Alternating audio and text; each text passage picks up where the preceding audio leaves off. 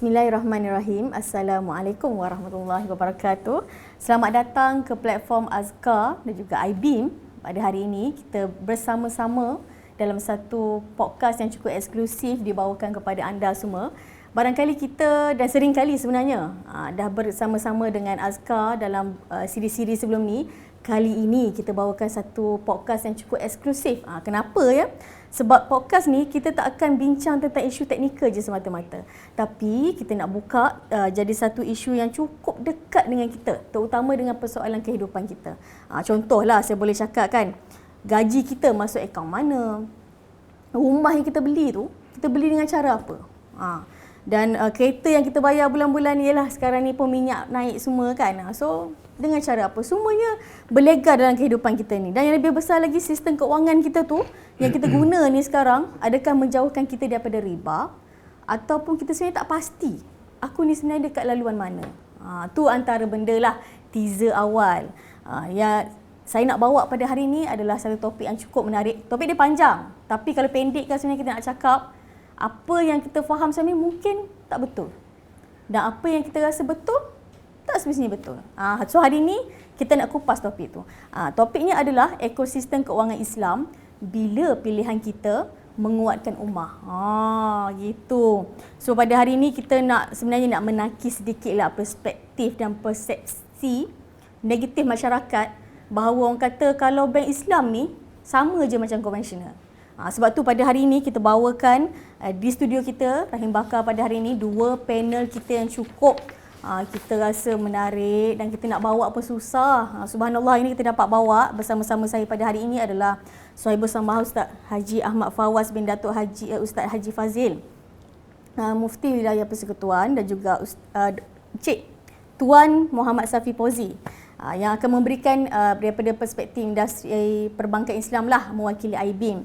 Terima kasih kepada kedua-dua panel pada hari ini sudi bersama kita. Jarang sangat ya kita bawakan segmen yang sebegini, tapi sekiranya tuan-puan menonton podcast ini hingga ke akhir, percayalah jawapan tuan-puan hari ini pasti akan menyelesaikan masalah dan tuan-puan dalam kehidupan tuan-puan. Okey. So sebelum saya nak pergi ke isu hukum dan seterusnya, saya nak berkongsi lah. Dekat Malaysia ni kan, BNM melaporkan pembiayaan Islam meningkat hampir 46.6% pada tahun 2024. Ada satu tinjauan daripada HLB Islamic mendapati 65 Muslim kat Malaysia ni dah start memilih produk patuh syarak. Maksudnya berapa lagi? Dan 35% lagi sebenarnya tak memilih lagi produk patuh syarak ni. So big why there, okay? Kita nak tahu apa sebenarnya, kenapa ada lagi 35% ni. So hari ni kita bertuah sebab hari ni kita ada Encik Muhammad Safi dan merupakan juga sub jawatan pengerusi bagi sub jawatan kuasa kesedaran awam iBeam. Saya sebut iBeam dari tadi, tapi sebenarnya kita nak tahu iBeam ni apa sebenarnya Ustaz, apa sebenarnya Encik. So sebab orang cakap mungkin dia pernah terdengar, okay,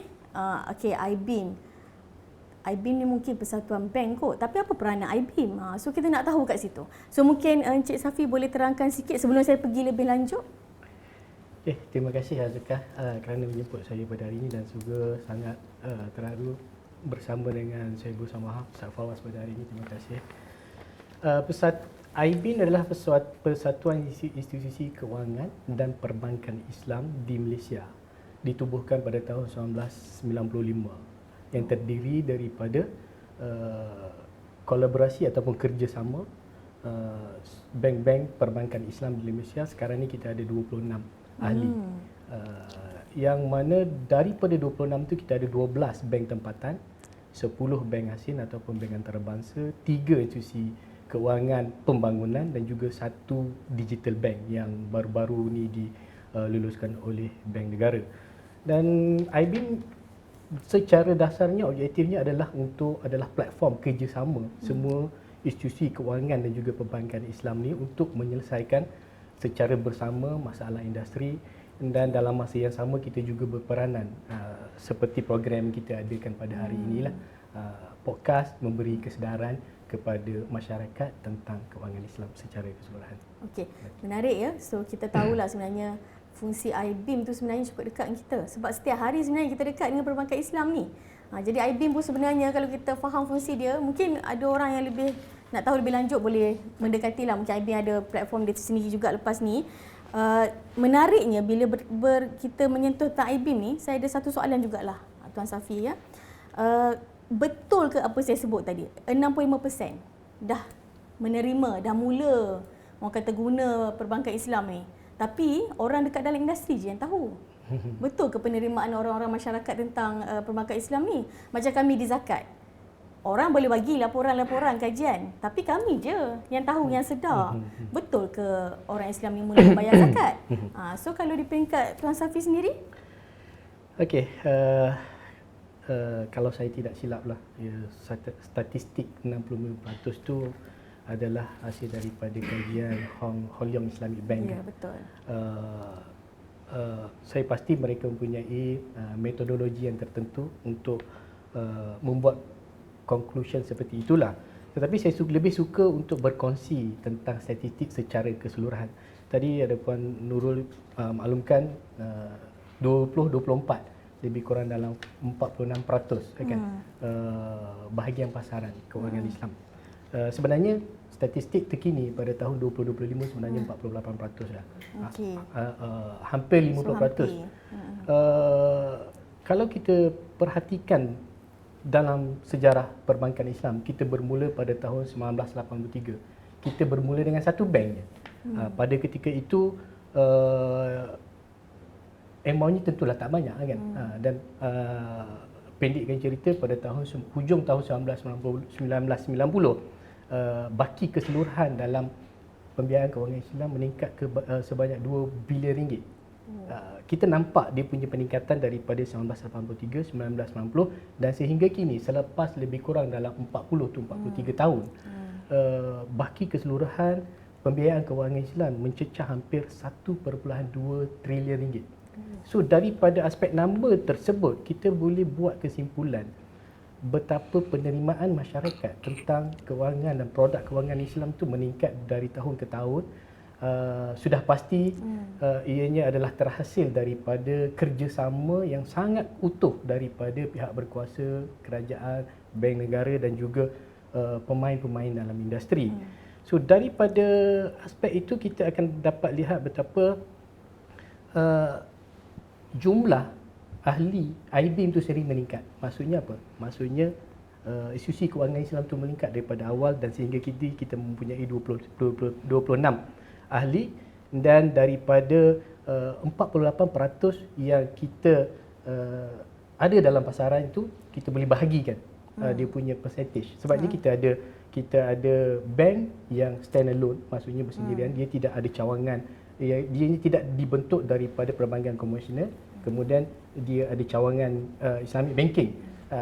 Itu adalah stand alone Islamic bank. Dan kemudian kita ada perbankan yang ditubuhkan di bawah conventional banking yang suatu ketika dahulu kita kenali sebagai skim perbankan tanpa faedah, dan kini semua bank-bank tersebut mewujudkan subsidiary yang dikatakan seluruhnya adalah perbankan Islam.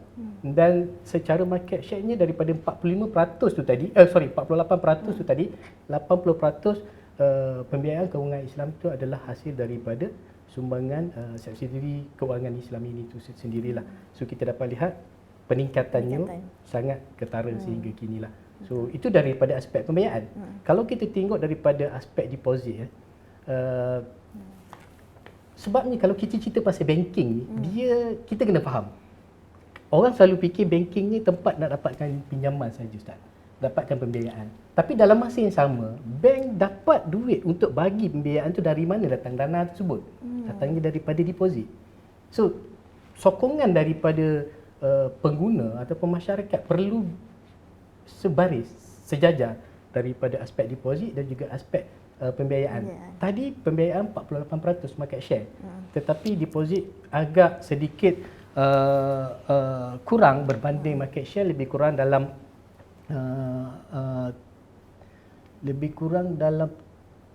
below 40%. So daripada aspek tu kita dapat dia tak matching di antara, because dalam bank kalau kita nak bagi pembiayaan kita memerlukan dana daripada deposit. Kalau kita tengok dalam term bank kita panggil sebagai financing to deposit ratio. Kalau kita compare konvensional dengan Islamic, financing to deposit ratio ni adalah kalau kita ada RM100 deposit, berapa banyak daripada 100 tu kita bagi financing.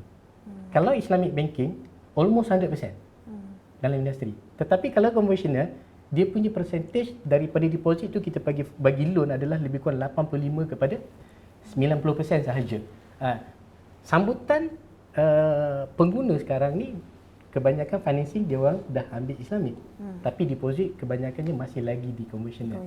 So ada beberapa faktor yang kita kenal pasti yang mungkin kita boleh share selepas ini untuk melihat bagaimana untuk menukar kedudukan itu daripada konvensional kepada Islamic, bukan saja di financing, juga deposit. Okay. Baik, Tuan Safi dah sebenarnya Tuan Safi dah orang kata mendedahkan banyak option sebenarnya dekat dalam bank Islam ni kan, berbanding konvensional. So kalau di peringkat kita pergilah kepada Tuan Suhaib Samahah sendiri pula, dari sudut agama pula Ustaz.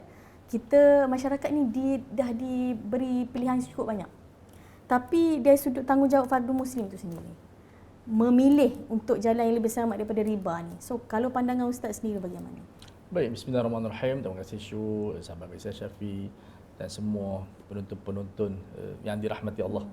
Sebenarnya tanggungjawab muslim ni banyak, bukan setakat menyimpan, jual membeli, berniaga, dan kewajipan muslim ialah memastikan mereka mencari tempat-tempat yang patuh syariah, bukan setakat riba. Selalu orang faham bank ni hanya untuk mengelak daripada riba. Sebenarnya menjauh daripada riba dan juga produk-produk yang patuh syariah. Kita tidak boleh menggunakan produk-produk ataupun servis yang mana servis itu digunakan dalam bentuk maksiat. Misalnya kita ada kredit card, kita guna dalam tempat-tempat pergi naik kelab ke ataupun tempat-tempat maksiat. Maksud dia kita pegang kredit card Islam tu pun dia ada satu kepertanggungjawaban.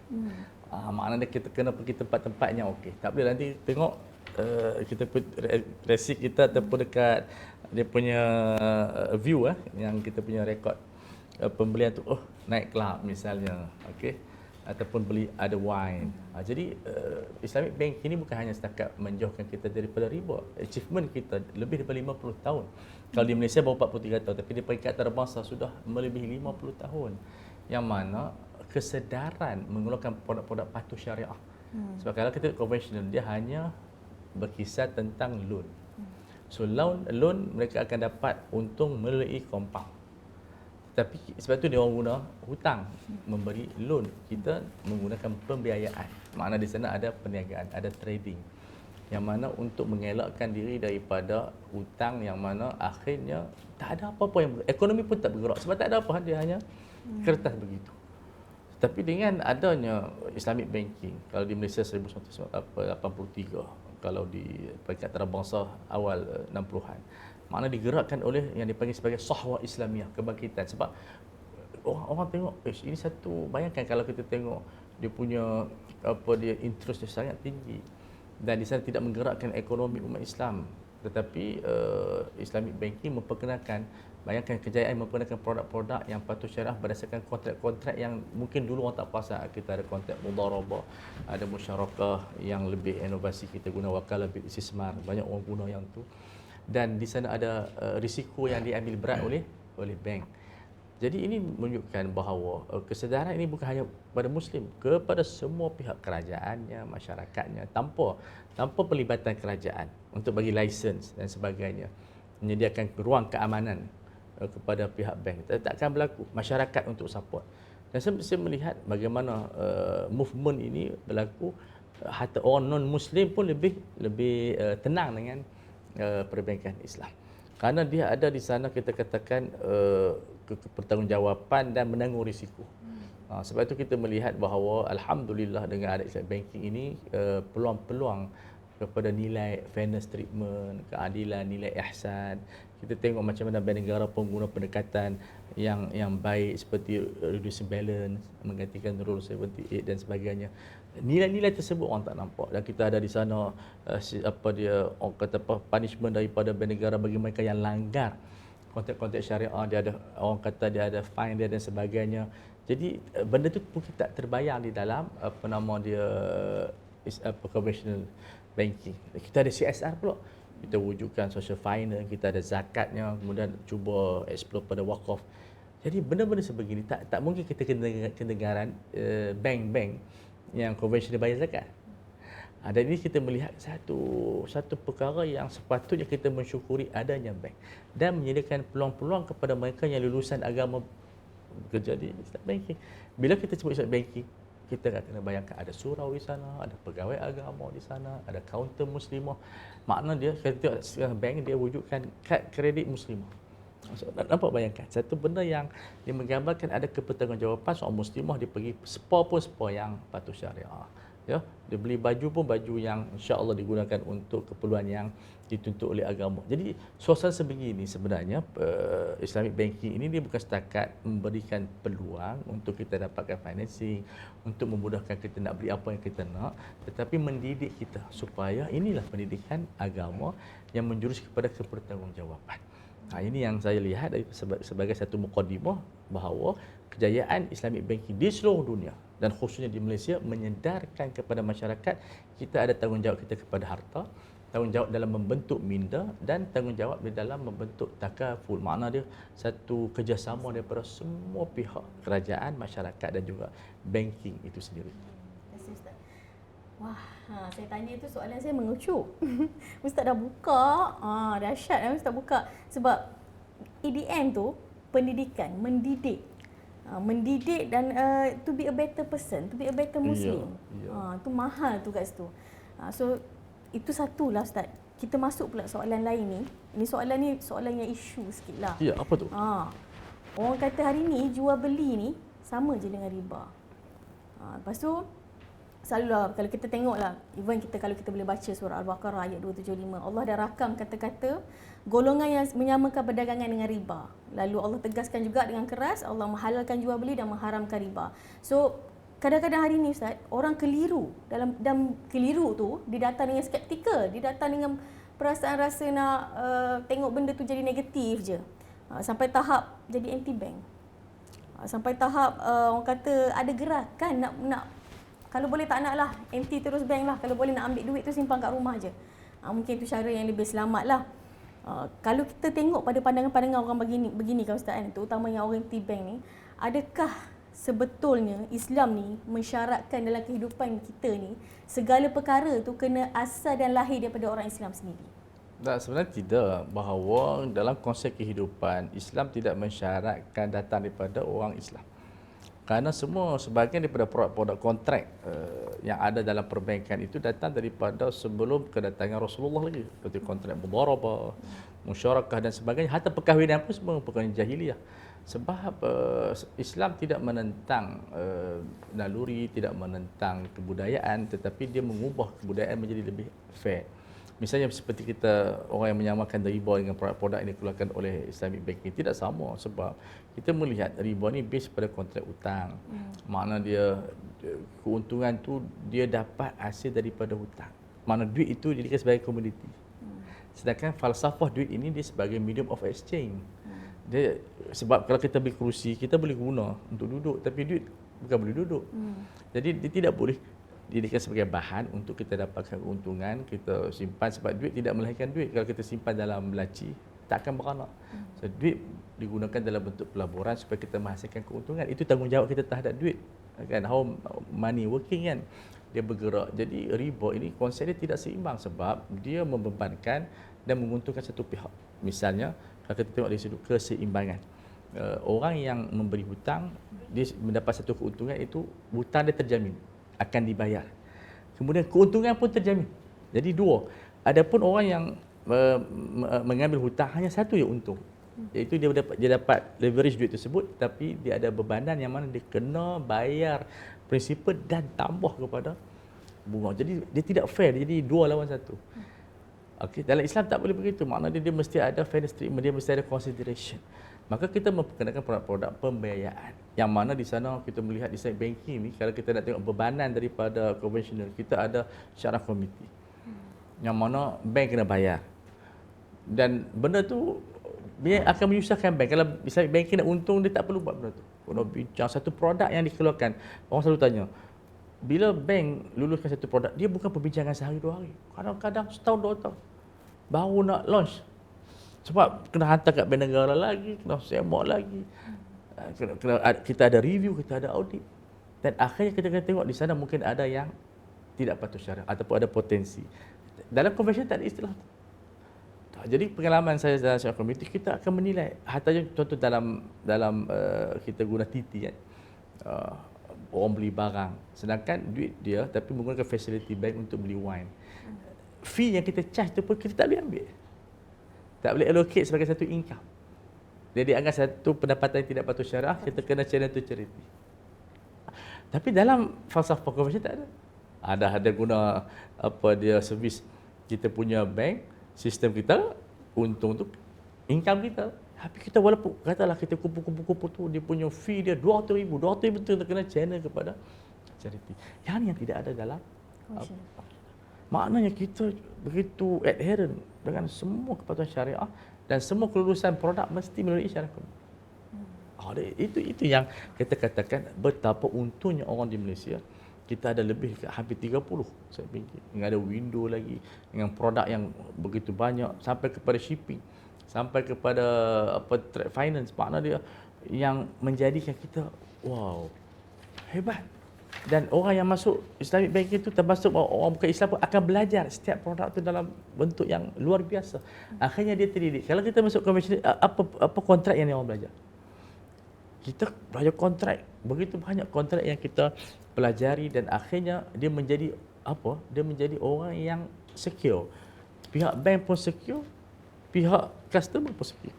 Dan akhirnya kita melihat keterjaminan masyarakat kepada nilai keadilan tu wujud. Ayat ni yang kita nak tekan kepada masyarakat bahawa kita berada di dalam satu nikmat yang sangat luar biasa. Cuma kita kadang-kadang tengok dia beza si untung. Untung tak, dia kena beza. Untung adalah hasil daripada gerak kerja. Kita ada trading, kita ada bursa yang silap yang kita kena uruskan yang tidak ada kepada profesional bank. Jadi itu kita kena faham dia punya nature dia supaya orang nampak bank ini dia dapat keuntungan bukan hasil daripada compounding. Tetapi hasil daripada trading yang berlaku. Okay. So kalau saya boleh katakan anti bank sebenarnya tak faham lah. Kadang-kadang faham. Tetapi mungkin mereka ini not perfect. Oh. Dia macam anti perubatan. Ada orang macam tu. Dia nak perubatan persis seperti orang dulu. So dia anti surgery, dia anti semua. So dia ada pemikiran psyche yang dia menganggap bahawa kita tak boleh buat keuntungan yang banyak. Kita ni kalau boleh, kita bagi sikit-sikit saja. Tetapi dia kena faham operasi bank tak sama dengan operasi koperasi. So kita kena faham mizan, dia panggil mizan bank dengan mana-mana kena runcit. Mungkin dia untung sedikit sebab dia punya staff pun tak ramai, dia punya kos operasi pun tak banyak. Jadi itu yang menjadi satu pemikiran saya nampak mereka ni, dia tak nak untung, bank ni tak nak untung banyak. Dia balik dia untung sikit sudahlah. Begitu. Okey. Kita dah nampak dah penjelasan di sebalik. Biasalah kita memang akan dengar memang ada gerakan anti bank ni, tapi sebenarnya macam Ustaz bagi tahu, kadang-kadang tidak ada sempurna dalam hidup ni. Melainkan kita nak yang terbaik untuk semua. So di peringkat Encik Safi pula, Ustaz dah terangkan sebenarnya maqasid di sebalik itu tadi. Mungkin Ustaz Safi mungkin ada penambahan ke apa, dan saya nak bertanya juga Ustaz Safi. Ada orang kata kalau saya ambil loan rumah dengan perbankan Islam, bayar 300k sama je. Tak ada beza pun, kan? So sebab dia orang mungkin tak faham proses di sebaliknya, di sebalik kedua-dua loan tersebut kan. Itu satu. Dan ada juga menyatakan sama jugalah kalau saya pinjam dengan Along. Sebab bahkan kalau Along ni dia tak ada limit masa, mungkin bunga dia tinggi. So pandangan Tuan Safi sendiri. Okey, bismillahirrahmanirrahim. Sekali lagi terima kasih Azkar dan semua. Saya rasa dalam banyak platform yang lain telah banyak kali diperjelaskan sebenarnya apa beza perbankan konvensional dan juga perbankan Islamik.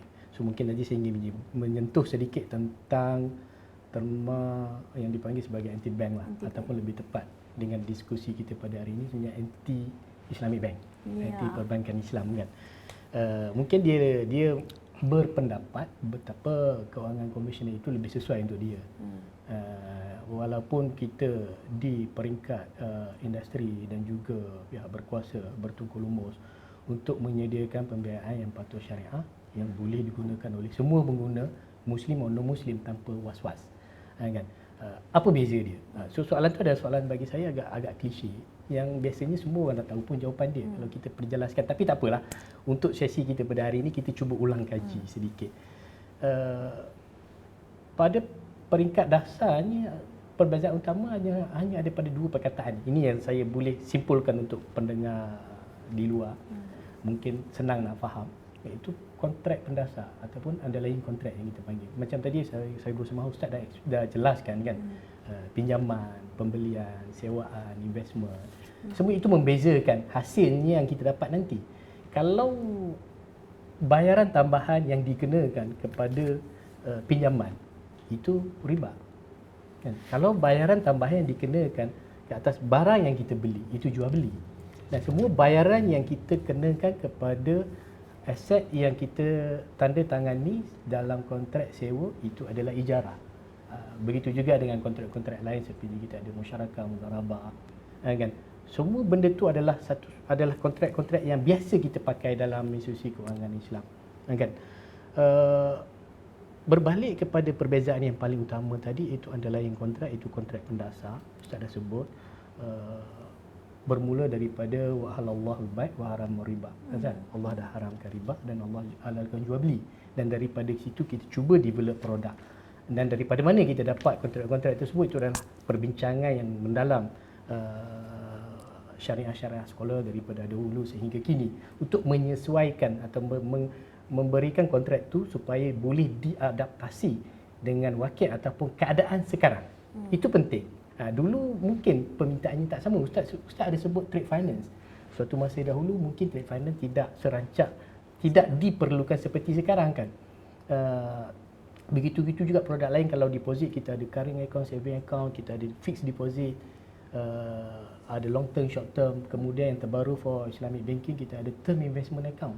Very unique. Tak ada dekat konvensional, tapi kita ada di Islamic. Selain daripada underlying kontrak, saya rasa saya ingin menyentuh betapa kewangan Islam itu yang paling penting adalah ketelusan lah. Transparansi. Bila kita berakad kan, jual beli, yang penting harga tu kena jelas. Sebab tu kalau kita dapat surat tawaran pembiayaan kewangan Islam, ada selling price dia, ada purchase price dia. Kalau menggunakan kontrak jual belilah seperti tawaruk, seperti murabahah, kan. Kalau kita menggunakan kontrak sewa, ia perlu mengikut ijarah prinsipal. Apa yang diperlukan by syariah, oleh syariah tentang prinsipal, semua terma dan juga harganya jelas. Selain daripada itu yang sangat-sangat penting, kadang-kadang bila orang yang mengambil pembiayaan ni, dia kena memikirkan apa yang akan berlaku kepada dia, bukan di waktu dia senang sahaja. Ada masa kita tak tahu, hidup kita turun naik, ada masa kita senang, ada masa kita susah. Covid berlaku, sekarang perang Amerika Iran. So benda-benda tu yang kita tidak jangka mungkin berlaku pada kita. Dahulunya kita kerja pendapatan steady, bawa kapal terbang kan. Orang tanya kerja apa, driver. Tapi driver tu kapal terbang, orang tak tahu kan. Gajinya berapa? Datang Covid, gajinya dulu mewah, sekarang ni susah kan. Kita bersipati dengan golongan-golongan yang seperti ini, bukan saja di kalangan pilot, di kalangan peniaga.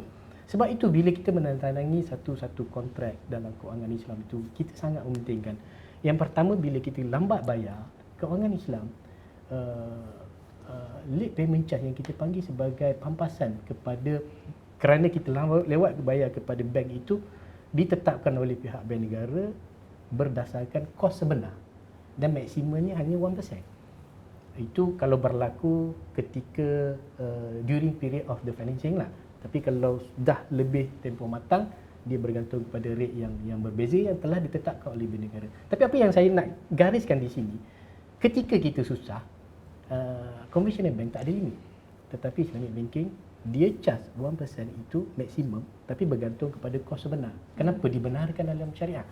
Saya rasa Ustaz mungkin lebih sesuai untuk perjelaskan isu itu. Tetapi daripada aspek bank, kita charge adalah kerana bila berlaku bayaran tunggakan, kita perlu menghubungi customer, kita perlu melantik panel solicitor, lawyer untuk mengambil tindakan yang sewajarnya lah, bergantung kepada sama ada pelanggan itu sendiri memberi kerjasama ataupun tidak. Ini satu pesanan yang suka saya pesan kepada pendengar-pendengar di sana. Kalau ada masalah bila tunggakan, yang penting kalau bank call jangan lari. Sebenarnya bank call bukan semata-mata untuk minta kamu bayar hari ini, saat ini, jam ini. Yang penting kamu kena bagi tahu bank apa problem. Dan bank sebenarnya ada macam-macam program yang kita boleh bantu pelanggan, perstrukturan semula, dan juga kita ada agensi di bawah bank negara yang kita kenali sebagai AKPK dapat membantu pengguna-pengguna di dalam kesusahan. Yang penting jangan lari, hutang tetap kena bayar, kan?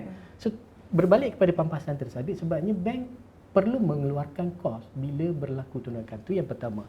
Yang kedua, daripada aspek transparansi juga, saya ingin sebut penstrukturan semula. Tadi saya bersama Ustaz pun ada sebut tentang cas berganda. So dalam kewangan Islam, ya, ada pelanggan yang dalam kesusahan pergi ke bank, mungkin setiap bulan dibayar 1,000 sebulan, just for the discussion lah, nombor kan.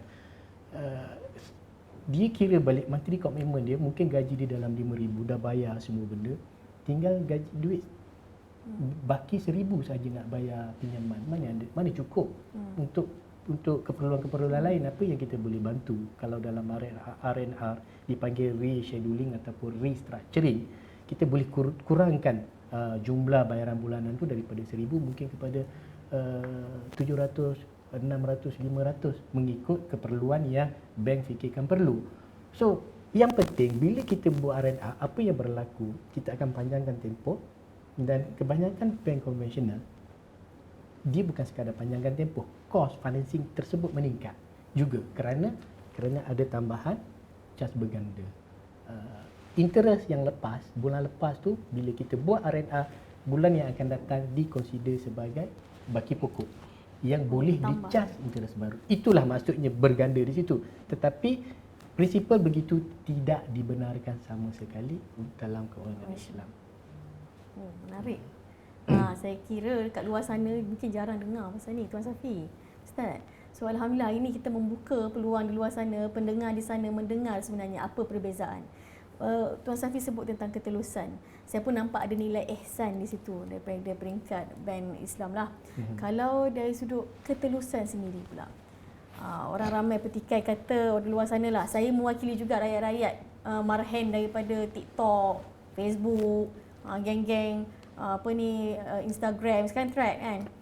Dia orang kata alah bank-bank Islam ni pun bukan boleh pakai. Dia punya penasihat syariah pun berbayar. CEO dia pun berbayar. Tapi kita tak nafikan untuk pendengar di luar sana, CEO semua dah declare pun dia punya pendapatan. Cuma ketelusan di situ. Ketelusan ni satu trust yang orang lain boleh petikaikan lah. So pandangan Tuan Safi. Okey. Suka saya ingin tadi cerita tentang syariah komiti ini berbayar kan. So polemik yang lama saya rasa sehingga kini belum selesai. Guru-guru agama yang mengaji pun ada yang dipertikaikan kenapa perlu bayar kan. Sedangkan mereka juga adalah ada dia punya kemahiran dia yang tidak ada pada orang lain dan mengajar untuk ilmu kemenjadian anak-anak kita dan diri kita juga sendirilah. Itu antara satu aspek yang mungkin kita boleh discuss lebih panjang kalau ada masa. Tetapi berbalik kepada pandangan negatif, bagi saya skeptikal tentang bukan sahaja dalam kewangan Islam, banyak perkara pun memang itu sesuatu yang kita tak boleh nak elak, memang akan sentiasa ada. Dan kita akui, kita sendiri pun dalam industri setiap tahun, setiap masa kita cuba berevolusi, cuba membuat kajian untuk memperbaiki apa yang kurang supaya kita boleh pertingkatkan pada masa yang akan datanglah. Dan salah satu benda yang memang sangat penting, bukan hanya di institusi kewangan Islam, yang berlaku juga diperlukan juga pada institusi lain di luar kewangan Islam pun, kita selalu dengar tentang tadbir urus yang baik, governance kan. So kalau sesuatu institusi itu governance-nya tak bagus, memang kebarangkalian untuk berlaku penyelewengan ataupun salah guna kuasa ataupun apa-apa yang negatif itu sangat tinggi. Kadang-kadang bukan disebabkan kerana ada niat jahat daripada orang yang berkepentingan dalam institusi itu tersebut, tapi kerana mungkin tadbir urus yang longgar, dan benda tu bermula daripada sekecil-kecil event ataupun aktiviti ataupun perkara sehingga boleh merebak mengakibatkan satu polemik yang boleh menjatuhkan bukan sahaja institusi tersebut tetapi nama. Lebih-lebih lagi kalau institusi tersebut membawa nama agama Islam kan, yang akhirnya mendapat tercalar nama itu adalah agama kita sendirilah. Suka saya untuk perjelaskan dari segi tadbir urus di sisi kewangan Islam, kita memang sangat strict. Kita ada satu akta yang menjadi panduan yang kita kenali sebagai IFSA, Islamic Finance Service Act. Dalam akta tersebut segala perkara yang perlu dipatuhi oleh institusi kewangan perlu dipatuhi secara tanpa ada negosiasi lah kata, sebab dia dah jadi akta. Selain daripada akta tersebut, di bawah Bank Negara kita juga ada syariah governance policy document, iaitu tadbir urus syariah. Kan? So keperluan kena ada syariah komiti, dan seperti yang Ustaz Fawaz sebut tadi, proses untuk meluluskan sesuatu transaksi ataupun produk itu memang melalui proses yang sangat panjang. Ia bermula setinggi-tinggi final approval ataupun kelulusan terakhir perlu diberikan oleh Bank Negara. Perkara-perkara yang berkaitan dengan syariah, kita ada Syariah Advisory Council Bank Negara punya level, dan kita turun bawah sikit sebelum pergi Bank Negara, apa setiap isu-isu ini perlu buat. Kita ada working level, kita ada pekerja yang draft proposal, kertas cadangan, semua itu kemudian perlu pergi kepada pengurusan kanan, senior management, detaility, ada komiti yang tertentu. Bukan sahaja kita lihat daripada aspek syariah, kita lihat daripada semua aspek komersial, aspek operasi, aspek perundangan, aspek percukaian, semua itu kita tengok sama ada produk tersebut boleh dijual dan dapat memberikan kesan yang baik bukan sahaja kepada bank tetapi juga kepada pengguna secara keseluruhan. Itu di peringkat senior management. Kemudian kita naik satu level lagi. Dah lulus dekat syariah management, kita perlu melalui penasihat syariah pula internal sebelum pergi kepada Bank Negara. Dan sebelum lepas Bank Negara ke ada satu level lagi, lembaga pengarah. Lembaga pengarah dan syariah komiti di peringkat institusi adalah badan bebas. Dia bukanlah orang yang ada kepentingan kepada bank. Mereka juga tidak terikat dengan apa-apa arahan ataupun whatsoever yang ditetapkan oleh bank daripada pihak pengurusan lah. Sebabnya mereka akan melihat setiap proposal itu secara holistik dan akhirnya proposal itu diluluskan mengikut garis panduan yang diluluskan oleh pihak berkuasa. Menarik tu. Ya. Okey, so kalau kita boleh katakan di sini adalah kalau nak tengok nilai ketulusan tu, nak dahsyatnya nak produce satu produk tu pun dah banyak-banyak tahap. Dia nak keluar tu Ustaz banyak Saya tahap. nak beritahu mana dia minimum syarat komiti tu mesti 3. Kalau bank nak ambil mudah ambil seorang je lah. Tapi disebabkan itu minimum, tapi selalunya bank negara nasihatkan mesti lebih 5 atau 6 supaya dia ada check and balance. Sebab bank ni dia mewakili masyarakat, dia bukan untuk produk individu. Semua bila dah bawa keluar tu ramai orang akan miliki, sama ada kita katakan produk-produk dalam bentuk consumer ataupun korporat kan. Jadi benda-benda tersebut dia ada satu kepertanggungjawaban besar sebab bila dah keluar dah dia tak nak tarik tu susah. Dia ada risiko seaman lah apa ke semuanya. Jadi 6 orang ni bertanggungjawab, dia sebab tu dia dibayar bukan based on agama, dia based on time value of money. Segi akaun lah. Mak kita duduk situ berjam-jam. Ada sampai petang pun dah. Jadi kita telah menghabiskan masa. Jadi konsep pembayaran tu bukan di atas penjual agama tapi di atas khidmat servis. Berapa jam kita mesyuarat di situ. Di situ orang baru faham dan kita bukan staff bank. Ya, kami tak ada tekanan apa. Kan maknanya kita masuk tu sebagai independen. Di situ kita orang kata apa soal pembayaran tu tidak ada isu. Imam masjid pun dapat pembayaran. Sebab apa? Kalau tak ada pembayaran, tak ada imam di masjid. Betul. Semua makmum je. Dekat situ kan saya boleh tangkap tak ada conflict of interest at all. So kenapa perlu ada isu trust? Tak perlu. Dan lah dari kan? segi kita governance, syariah governance dan corporate governance pun tak boleh kalau CEO, abang, syariah komiti tu adik. Kan? Tak boleh ada conflict of interest. Itu mana begitu governance kan. Dengar tu ya tuan-puan. di luar sana, sebab kebiasaannya kita suka bersangka-sangka dahulu. Kalau kita tengok tahu SME realiti, punya syarikat, abang, Tok Wan, adik-adik dia semua, dia tak salah sebenarnya. Tapi dari segi governance tu orang akan, macam mana kan, ni anak dia, yang ni bapak dia, ini cucu dia. So dalam bank tak boleh macam tu. Ya. Sebab, okay. So antaranya lah yang perlu kita jelas. Sebelum ni kita mungkin kabur, mungkin kita berprasangka, so hari ni kita tahu. Sebenarnya nak lahirkan satu-satu produk tu memang melalui satu proses yang cukup panjang dan sangat telus dia punya governance di dalamnya.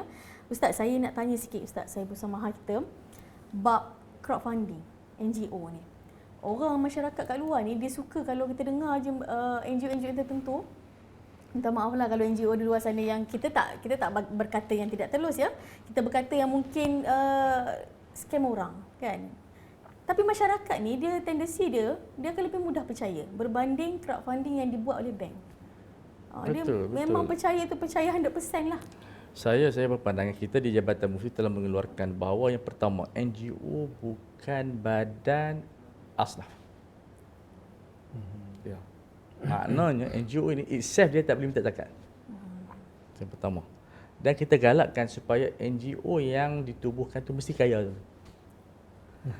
Dia tak boleh kosong akaun dia, kemudian lepas 2-3 tahun kaya. Sebab itu yang berlaku krisis defisit trust tu. Betul. Kerana kita buka kosong, lepas 2 tahun tu kaya. Kalau bank, pembukaan dia beratus juta. Kena letak dekat bank negara, kena ada reserve dia. So di situ kita nampak governance ni. Tak adalah bank buka kosong, kutip duit orang, kutip, meniaga. Tak. Sistem bank sangat governance dan dia tidak ada kroni, dia more kepada kepakaran. So kalau tak ada kepakaran dia takkan terpilih. Mungkin kalau tempat-tempat yang lain mungkin kawan. Memanglah kawan, tapi point dia bukan base itu sebagai dasar dia. Dia mesti ada kepakaran, dia ada engagement dengan bank negara, dia tengok kita punya kefahaman industri. Dia bukan hanya faham fiqh, kena faham industri, kena faham legal sedikit, kena faham accounting sedikit. Dia satu ramuan dalam syariah komiti ni, dia kena ada ramuan. Mana dia boleh faham bisnes macam mana, ada risiko, pengurusan risiko. Mungkin kat luar sana kita tak fikir risiko sangat, tapi bank dia akan tengok macam tadilah, dia tengok financial, dia tengok ada risiko, dia tengok kepada compliance, dia tengok kepada regulation. Jadi banyak benda, dia bukan hanya fiqh saja. Mungkin fiqh lulus tapi segi dia undang-undang tak lepas. So di sini kita melihat bahawa dia NGO tak ada benda tu. Audit pun tak ada. Kan, dan akhirnya kita ada NGO lebih dari 8,000. Terlampau banyak. Dan projek-projek semua ada construction, tak habis-habis. Sebab masalah apa? Dia masalah tidak ada transparent, tak ada disclose apa yang dia ambil. Kita pun tak tahu. Tapi bank, gaji CEO tu kita boleh tahu berapa. Semua disclose. Syariah komiti pun semua disclose. Boleh buka dia punya annual report dia dekat website. Tak ada malu-malu, boleh tengok situ. Sebab dia nak tengok supaya mengelak daripada rasuah. Tapi kalau company yang lain, kita tak tahu gaji CEO dia berapa. Semua sembunyi-sembunyi je. Mungkin orang dulu kata gaji tak bercerita. Itu zaman yang tidak terikat dengan hak-hak masyarakat. Tak apalah.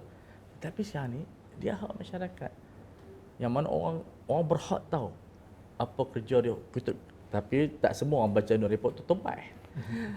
Kan? Orang kita pula malas nak baca annual report. Kan?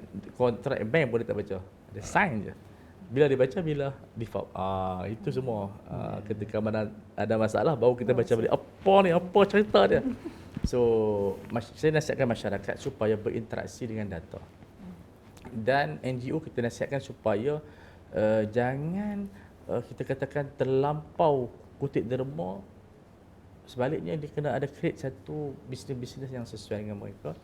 Dan kalau kutip derma tu kena disclose. Berapa mereka dapat, berapa persen mereka ambil dan siapa yang dapat. Dia kena, sekarang ni pun dari sudut zakat pun arahan terbaru daripada audit negara yang resipien pun kita kena audit juga siapa yang terima. Sampai peringkat resipien tu. Sedangkan kalau kita beli resipien tu agak akademik lah, tak payah pick up. Tak, kita kena pick up. Mungkin itu scam pun. So, sebab itu kita tengok kadang-kadang bila kita terlampau luas sangat sedekah tanpa ada batasan ini, dia banyak projek under construction sampai bila-bila. Tak siap-siap. Sebab apa? dapat 100,000, mungkin belanja 40%, 60% dia orang ambil. Sepatutnya fee tu kecil. 6% ke, 4% ke, 2% ke. Baru dia projek tu boleh siap. Sebab kita ada contoh sebahagian orang yang kaya buat betul-betul di tepi luar negara lah. Dia boleh buat projek cukup banyak kerana dia tak ambil upah ataupun dia ambil upah sikit. Jadi boleh siapkan masjid 400 masjid. Tapi kita ni tak siap-siap tu. Dah bagi, ada construction lagi. Tak siap. Sebab apa? Kerana kita charge terlampau tinggi. Dan NGO bukan entiti untuk mendapatkan keuntungan. Itu dia punya sifat dia. Dia bukan untuk istirbah. Dia bukan profit punya nature. Dia hanya untuk membantu, dia berhak untuk dapat fee. Kalau bank dia memang entiti dia adalah untuk dapatkan untung. Bank itu adalah untung. Bank mencari duit, duit mencari bank. Ada begitu istilah dia. Kalau dalam bahasa Arab, al-bank huwa nuqud hiya al-bank. Bank itu adalah duit, duit itu adalah bank. Sebab tu bank dia kena buat produk-produk yang ada keuntungan sebab dia ada sistem, dia ada dia ada pekerja, dia ada semua yang bersifat costing. Nampak tak? Jadi kita tak boleh sama tu bank boleh simpan duit, depositor. Memang dia dapat license. Sebab tu kita kutu tak boleh buka syarikat kutu. Main kutu tak apa, main sama-sama kawan. Tapi kita pergi buka syarikat kutu tanpa ada license, itu berisiko untuk kita ada scam di sana atau fraud, penipuan di sana. Jadi kita minta betul-betul siapa yang nak buat NGO mesti ada syarat-syarat yang ketat sebab itself NGO bukan badan zakat yang berhak mendapat zakat ataupun dia sebagai asnaf daripada 8 tu bukan. Itu antara perkara yang perlu kita jelaslah. Dan saya kira seronok Ustaz bila dengar NGO yang bukan institusi untuk mendapat keuntungan. Sebab mostly sekarang pun kita tengok yang SPRM, kes apa semua benda banyak melibatkan SPRM pun tak terima konsep 30%.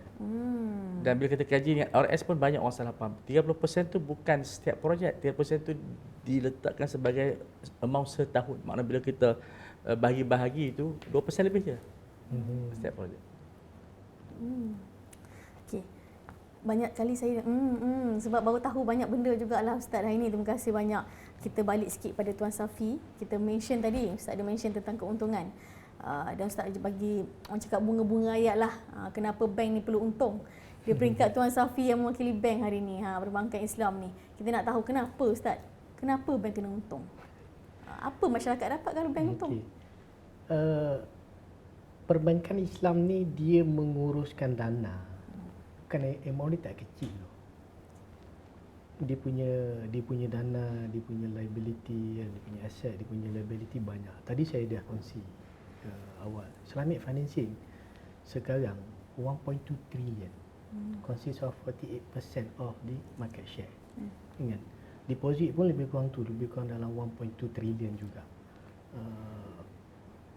Itu memberikan gambaran apa? Untuk menguruskan duit keluar dan masuk dan memenuhi pelbagai keperluan yang ada dalam masyarakat daripada pengguna-pengguna dalam kategori runcit sampailah ke pengguna-pengguna korporat, dan even kita juga menyediakan fasiliti untuk institusi kerajaan.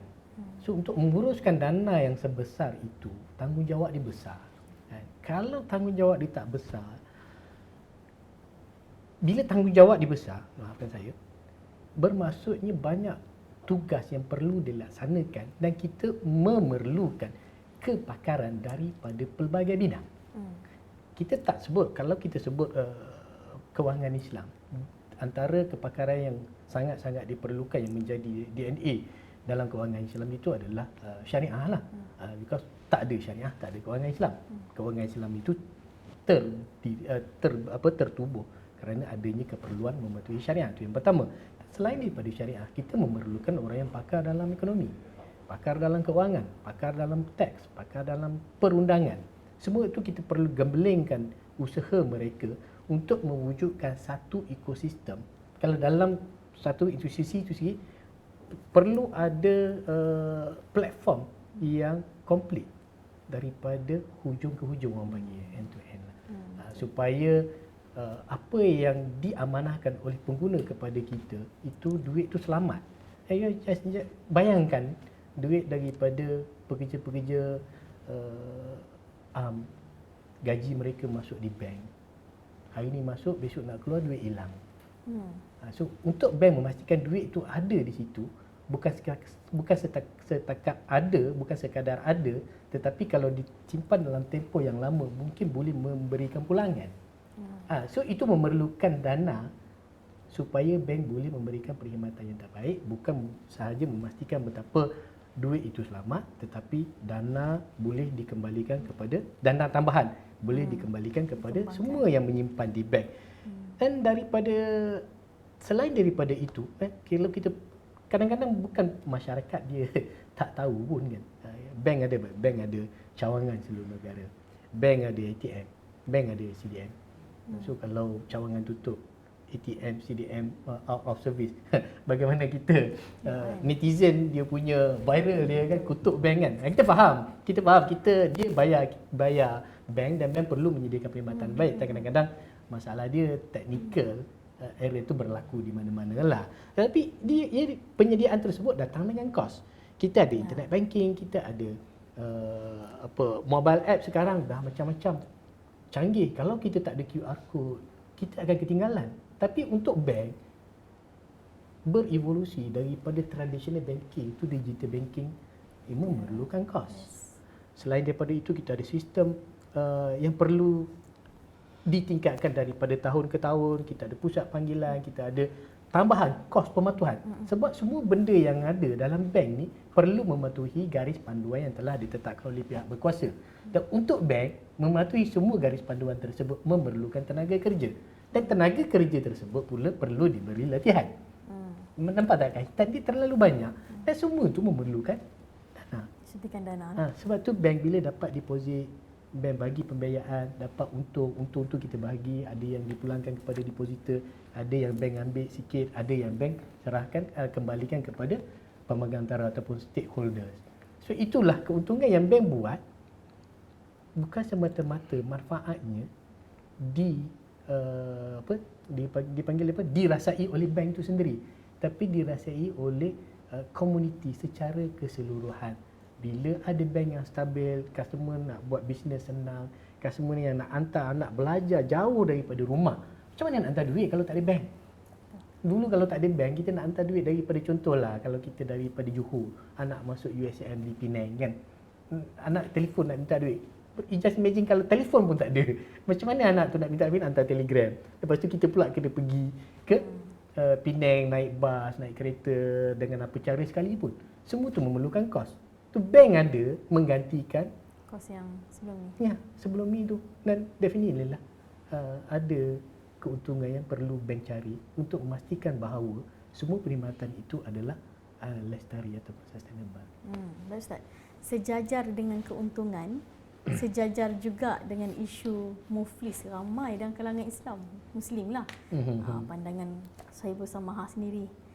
Saya melihat tinggi, bahawa itu adalah masalah peribadi kerana bank menyediakan pembiayaan, cuma mereka mungkin ada yang tidak mengkaji diri sendiri. Akhirnya mereka berbelanja lebih daripada kemampuan ataupun berbelanja bercanggah dengan apa niat yang mereka ambil. Mungkin kadang-kadang tu dengan suasana yang mereka tidak seimbangkan dan akhirnya mereka tidak berdisiplin. Duit itu digunakan dalam masa yang begitu singkat tanpa melihat pada akibatnya dan akhirnya mereka tidak mampu membayar. Tapi sampai bank menyediakan macam disebut oleh Tuan Syafi tadi, banyak pendekatan. Kita ada yang R&R tadi, kita boleh study dia panggil penjadualan semula. Kan? Dan akhirnya dia tak macam setengah tempat macam Ahlong agak keras. Dia menjadikan interest tu sebagai satu keuntungan. Jadi kita tak boleh ada early settlement. Bank dia ada konsep early settlement dan bank tak boleh halang. Kalau Ahlong dia boleh halang. Kami dah kontrak setahun, kena habiskan setahun lah. Walau nak bayar awal tak boleh. Sebab itu dia punya keuntungan dia. Tapi kata customer, kata kami nak bayar awal, bank kena terima. Walaupun dia baru makan untung sikit baru. So masalah muflis bank banyak berbincang. Kalau siapa yang macam disebut Dr. Syafi tadi, dia pergi jumpa bank, dia boleh menyelesaikan masalah. Dan di sana ada setengah bank menggunakan zakat untuk settlekan. Hutang mereka. Sampai peringkat macam tu. Sebenarnya bank pun tak nak mufliskan, dia muflis masalah. Bila mufliskan orang, dia pun dapat mungkin sebulan RM50. Ya, nak lelong pula bukan satu benda yang mudah. Jadi sebenarnya bank tak berhasrat untuk memfokuskan seseorang, tapi dah sampai tahap dia pun lari dia. Entah ke mana. Jadi bank kena ambil satu keputusan. Sebab tu sebenarnya pengurusan kredit juga dibuat oleh bank negara sekarang ni. Kita tengok dulu apa nama dia, kalau kita buat refinance, cash flow yang kita dapat tu dia akan embark dengan rumah. Mana dia boleh bayar sampai 70. Tapi sekarang ni bila kita buat refinance, yang kita dapat 100,000 di tangan tu dalam tempoh 10 tahun kena settle. So itu adalah pengurusan kredit. Sebab dia tak nak banyak di sana orang yang bankrupt. Dulu bila kita buat refinance, orang bayar sampai umur 70. Tapi sekarang ni tak dibenarkan. Sebab dia tengok, ini bahaya sebab ada mungkin tak bekerja, ada yang jadi kita tengok bank negara telah menguruskan. Di zaman Rasulullah, bagaimana Rasulullah menguruskan kredit? Rasulullah tak bersembahyang. Jenazah orang yang mati. Jadi orang pun takut, kalau aku mati tak baik hutang ni. Tapi kita tak ada Rasulullah sekarang ni. Kan? Kalau kita tak sembahyang pun orang tak kisah. Tapi Rasul tak sembahyang orang kisah. Sebab Rasul sembahyang cahaya kumur dah. Jadi macam mana Rasulullah dia kontrol hutang di kalangan masyarakat, dia tak pergi sembahyang. Jadi orang pun nak bayar cepat. Sebab apa? Dia targetlah aku kalau mati Rasulullah mesti sembahyang jenazah aku. Tapi zaman kita berubah, kita menggunakan pendekatan-pendekatan yang memang ketat. Sebab tu kita tengok slip gaji sampai kadang-kadang elektrik rumah pun semua. Kerana kita nak pastikan orang yang ambil pembayaran itu benar-benar mampu. Sebab kita tak mau melibatkan, bukan bank berkira, bank tak berkira. Bank dia nak pastikan orang itu orang tersanggup membayar dalam tempoh yang begitu panjang. Sebab bank dia ada orang kata cost, dia fund tu kan, dia bayar pada shareholder dan sebagainya. Jadi kadang-kadang bank tak untung pun macam kredit card. Kadang-kadang tak untung pun buat kredit card. Sebab selalu orang bayar minimum je. Kan? Jadi tapi bank dalam bentuk promotion dia nak perkenalkan diri dia, sebab bila ada kredit card ni orang boleh kenal dia. So itu di antara cara orang marketing lah. Kadang-kadang macam kita lah jual apa-apa, kadang tak dapat untung pun tapi at least orang kenal kita. So bila ada kredit card ni orang kenal lah bank tu. Kan dia ada facility, dia ada point dan sebagainya. Tapi tak semua Islamic banking sediakan kredit card sebab tak untung. Tapi kalau bank besar, mungkinlah dia ada fasiliti yang lain. Tetapi sebenarnya kefahaman kredit card ini dia bukan sebenarnya nak galakkan hutang, tapi bagi saya lah dia memudahkan urusan untuk mempercepatkan bayaran. Sistem penerbangan, banking yang kita boleh guna kemudahan yang kita menggunakan ratio kita bayar dulu, nanti kita dah tempoh 10 bulan kita bayar cara berperingkat dan akhirnya kita boleh settle banyak yuran anak-anak, pembelian yang segera, tapi dengan niat kita gunakan benda yang kita perlu, bukan untuk enjoy. Jadi kredit card juga dalam Islamic banking memudahkan banyak urusan yang dulu takkan nak buat duit betul-betul. Keselamatan, semua kata jaminan sebagainya. Cuma kadang-kadang orang menyalahkan guna kredit card dan akhirnya dia terbabas. Bagi saya kredit card ini dia dua mata lah. Mata yang baik pun ada, mata yang buruk pun ada. Dua mata kita dapat ini Ustaz. Kalau mata baik dan mata buruk. Ya Tuan Safri. Boleh tambah sikit yang berkenaan dengan bankrupt. Sebab kita kena realistik. Kalau kita nak tujuan kita memberikan kesedaran kepada masyarakat pun kita kena realistik. Kita kena lihat kepada numbers lah. Sebabnya numbers tu tak pernah menipu. Sebabnya kita dapat daripada sumber yang kita rasa boleh dipercayai. Setakat ini kalau kita dalam situasi kita ada lebih kurang dalam 9 juta peminjam ataupun bukan muflis, pembiaya pelanggan yang menerima pembiayaan daripada bank yang aktif. Daripada 9 juta tu lebih kurang dalam 0.075% saja yang muflis. So untuk senang kira, kalau daripada 1,000 peminjam, berapa ramai yang muflis? Lebih kurang dalam 7 hingga 8 orang saja yang muflis. Dan saya bukan nak mengatakan betapa 7 dan 8 orang tu bukan ialah significant number. Kita sedih. Kita kalau boleh tak nak siapa-siapa pun muflis kan. Kita mahu sistem yang betul-betul sempurna supaya boleh tolong semua orang. Tetapi kita kena tengok daripada perspektif yang lebih besar. Betapa sistem kewangan itu dan perbankan itu diperlukan untuk kita membangun ekonomi ummah secara keseluruhan. Kalau dek kerana oleh 7 dan 8 orang yang muflis dan kita contoh terpaksa hentikan pembiayaan perumahan sebagai contoh, ataupun kredit kad ataupun personal Tak berjalan ekonomi. Rumah pun tak dijual, dan akhirnya semua tutup. Semua tutup. Itu saja Yes. poin yang saya. Disebabkan minoriti. Ya, sebenarnya. So majority pula jadi impak dia. Kalau kita nak tengok jasa bank ni terlampau besar. Banyak syarikat-syarikat yang kecil dulu hanya ada 2 kedai dengan ada pembiayaan, dia boleh buka 100 cawangan dan sebagainya. Dan akhirnya dapat untung yang besar. Sebab macam contoh kita burger ni dia boleh untung contohnya RM2,000 dalam satu kedai. So dah untung banyak kena ada 40 cawangan. Sebab satu cawangan berapa banyak je situ customer yang boleh beli.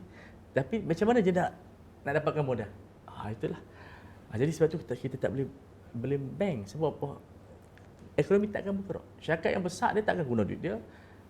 Nak buat highway dan sebagainya sudah tentu menggunakan bank. Jadi akhirnya kita tengok kalau kita fikir balik, kita takkan beli bank. Kritik tak apa. Belim. Dia beza kritik dengan beli. Kritik untuk penambahbaikan Ustaz kan. Okey. Kebiasaannya mereka ni selalu merungut tentang kos bulanan. Kos bulanan ni nak merungut je kerja, tapi dia tak faham aliran manfaat kepada sosial ni, terutama CSR lah. Macam Tuan Safi dan Ustaz Saibul Samaha pun dia bercerita tentang manfaat yang diberikan oleh perbankan Islam ni. Tapi secara angkanya ataupun anggarannya, mungkin audiens di luar sana, pendengar di luar sana nak tahu Tuan Safi. Mungkin boleh kongsikan sikit daripada pihak perbankan Islam. Kalau di wilayah sendiri, kutipan zakat daripada institusi kewangan Islam lebih kurang dalam berapa? 40 juta kan. Sebenarnya kita tidak ada satu numbers yang saya cuba juga membuat sedikit kajian untuk mendapatkan satu numbers yang official berapa total. Apa yang kita buat bersama dengan pasukan saya, kita tengok satu persatu annual report dan kita kumpul. Sebabnya kalau institusi kewangan yang membayar zakat tu dia kena disclose dia kena pamerkan dalam dia punya annual report. So daripada situ kita tengok daripada bank ke bank, numbers yang saya dapat lebih kurang dalam 187 juta untuk zakat daripada bank. Dan saya rasa numbers ni adalah paling kurang. Sebabnya kita tengok daripada annual report yang kita dapati numbers-nya ada. Mungkin ada institusi yang mungkin tak pamerkan, ataupun mungkin ada institusi yang kita tidak tahu dia punya amalan daripada aspek internal dia. Itu dana zakat.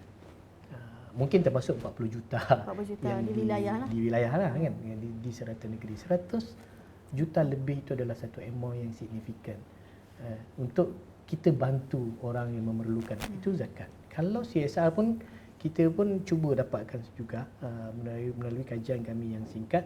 Mungkin amountnya lebih kurang dalam 154 juta. So kalau kita combinekan dua numbers tu tadi, mungkin lebih daripada 300 juta setahun. Apa yang ingin saya sampaikan, mungkin kalau kita boleh kongsikan supaya menjadi inspirasi kepada pendengar, adalah kalau kita berhasrat untuk melihat nombor ini meningkat saban tahun, apa yang perlu kita buat sebagai pengguna adalah menyokong kewangan Islam. Kerana kewangan Islam, institusi kewangan Islam adalah institusi yang membayar zakat tanpa gagas setiap tahun. Kan? So dan zakat tersebut kita gunakan untuk golongan yang memerlukan. Banyak sebenarnya manfaat. Cuma kadang-kadang ini mungkinlah ada satu kelemahan di kalangan pemain-pemain di industri, because kadang-kadang orang kata kita bayar zakat kan, nak wah-wahkan sangat tu macam kita riak pula bayar zakat. Mungkin Ustaz, tapi daripada aspek industri, daripada aspek institusi, bagi saya itu sangat penting. Dia kena visible. Menunjukkan betapa kepercayaan diberikan oleh pengguna kepada institusi tersebut. Institusi tersebut dapat untung bukan sahaja dirasai oleh institusi tersebut bersama stakeholder, tetapi masyarakat di sekeliling juga merasai manfaatnya. Dia kalau kita tengok jumlah zakat satu Malaysia lebih kurang 5 bilion. So makna dia sumbangan set bank itu kalau 300 juta, makna dia number sangat besar. Dan kita tengok sendiri bagaimana di sebahagian bank telah membuat satu projek yang sangat berjaya, itu zakat microfinancing. Dengan menggunakan itu kita memberikan pinjaman kepada unbankable. Yang mereka ni bank tak tengok dah, tapi kita bantu. Dan jumlah dia sangat bagus dan mampu membasmi kemiskinan. Sebab itu kita tidak boleh hanya melihat, bagi saya lah, selalu dia isu bank ni macam isu wanita dapat satu bahagian dalam faraid. So orang wanita akan kata, pasal apa kami ni anak yang baik, yang didik, jaga mak ayah, dapat satu bahagian, lelaki dapat dua. Sebenarnya dia tengok satu angle ketika mana bertemunya adik-beradik lelaki perempuan.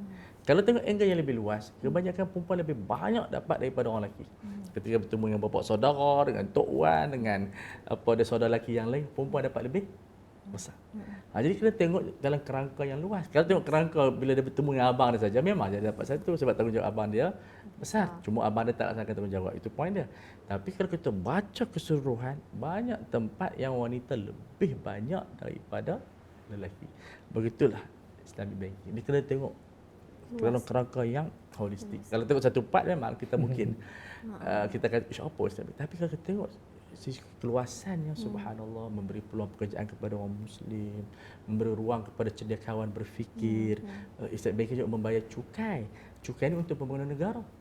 Untuk semua fasiliti yang ada daripada yang kita guna ni adalah hasil cukai yang dibayar oleh bank. Begitu dengan dia kita bagi sokongan social finance kepada masyarakat daripada bank. Jadi maksudnya bank bersama-sama semua masyarakat. Jadi kita tengok di sini, kalau kita faham macam tu, kita tak akan beli di antara satu sama lain. Yang tinggal adalah kita mengkritik, membina. Itu saja. Tapi saya tengok kami di pihak Islamic banking sentiasa mendambakan prinsip-prinsip ihsan, keadilan, dan tak pernah kita tengok bank negara ni dia statik. Macam tu yang fikir. Dia akan berubah.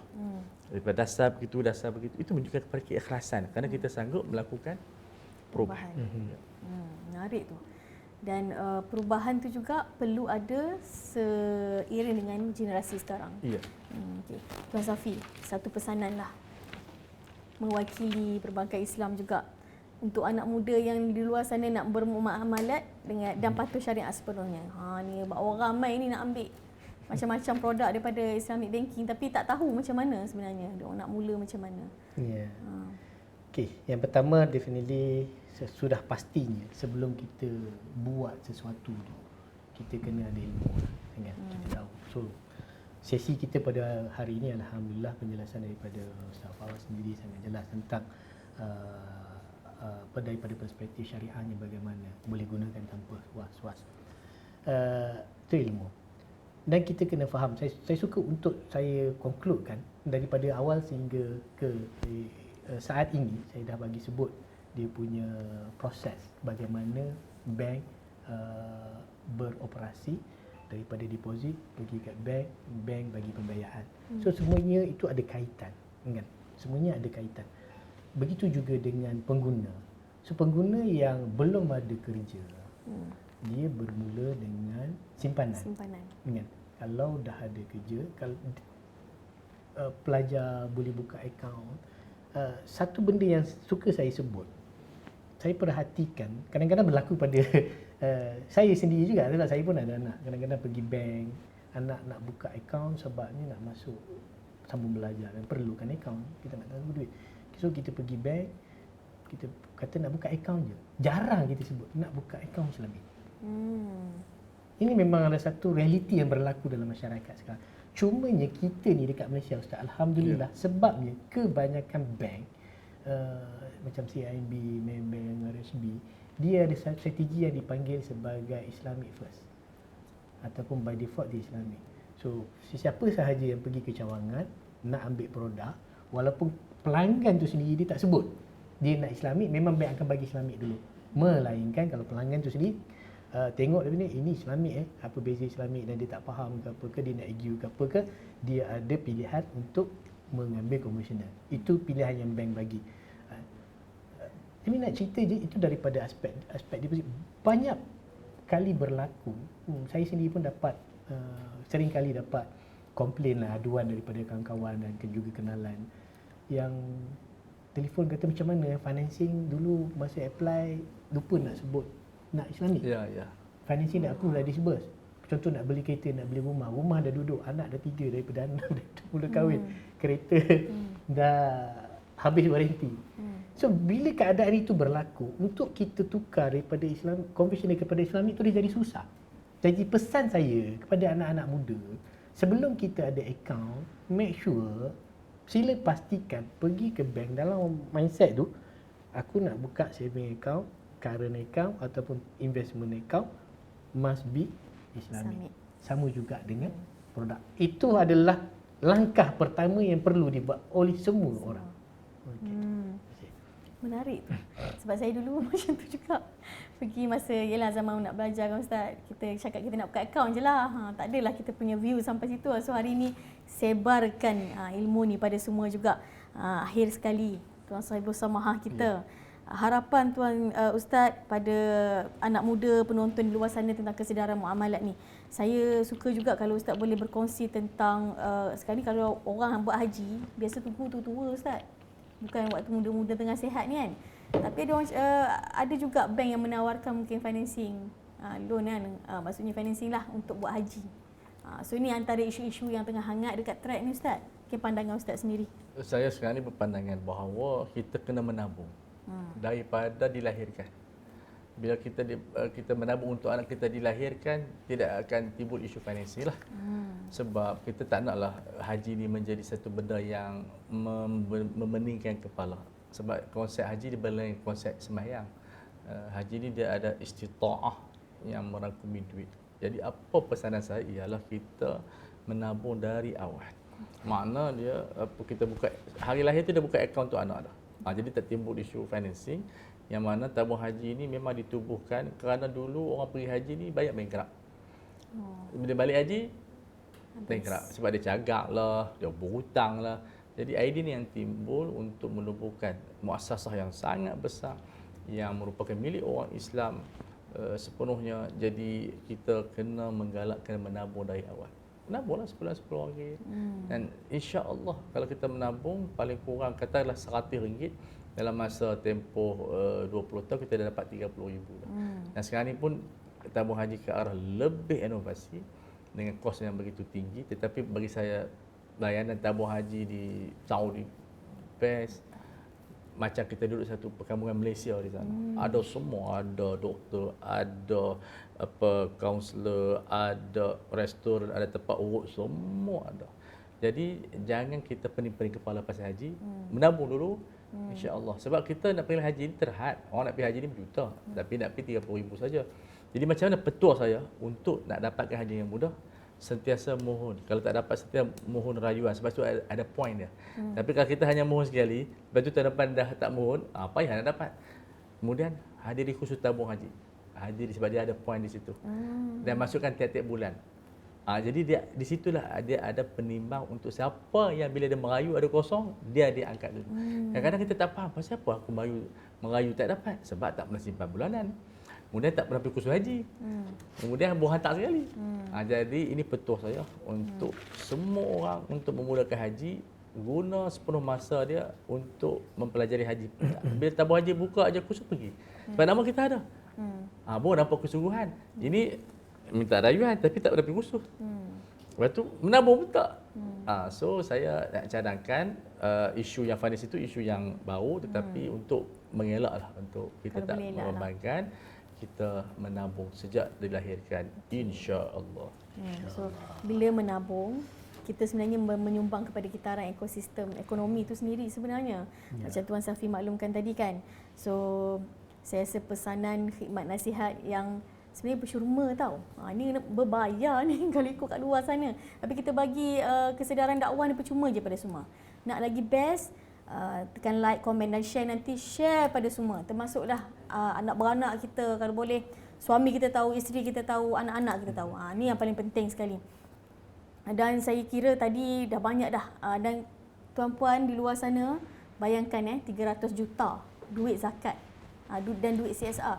Dapat setiap tahun diberikan. So kat situ kita dah nampak jelas. Itu dah sudut angka. Banyak lagi manfaat-manfaat dari sudut value base yang kita rasa selama ni kita rasa alah tak ada apalah. Tapi bayangkan kalau tak ada bank. Bayangkan tak ada bank. Lagi teruk kita ni. Simpan bawah batal. Simpan bawah batal. Takut kena gigit pula dengan alah tak ada apa. Gilek. Jadi itulah bagaimana Ustaz bagi tahu tadi. Kritik boleh. Musnahkan jangan. Janganlah sampai padam terus, janganlah sampai tak percaya terus. Kritik boleh sebab kita nak penambahbaikan tu sentiasa berterusan. Jadi itu sajalah daripada podcast kita pada hari ini. Sekalung penghargaan pihak kami ucapkanlah kepada Tuan Saibul Sama, Ustaz Fawaz, kepada Tuan Safi hari ini mewakili IBIM. Ingat IBIM di luar sana, ingat peranan dia. So apa-apa boleh kontak Ustaz, boleh Tuan lepas ni. Ustaz susah sikit lah. Kita nak benda-benda ni banyak benda lah. Apa pun saya harap sokongan tuan-puan di luar sana untuk komen, like dan share. Itu yang paling penting ingat Kita nak dakwah zakat, dakwah perbankan Islam ni sampai kepada semua khalayak ramai di luar sana. Okey, itu saja daripada saya selaku moderator. Saya Syuhada. Saya mohon maaf juga kalau ada keterlanjuran bicara, terkasar bahasa ke. Kita jumpa lagi insya-Allah. Moga-moga kita ada feedback yang baik, kita nak buat lagi siri kedua akan datang. Itu saja daripada saya. Wabillahi taufiq wal hidayah. Wassalamualaikum warahmatullahi wabarakatuh. Waalaikumsalam warahmatullahi. Terima kasih. Terima kasih. Sejam 5 minit betul. Sejam apa? Terlampau banyak. Okey tak? Okey tak? Clear? Mantap. Kan menjawabkan semua. Menjawab tak? Sampai masuk? Dahsyat. Cuma Kita nak persoalan tu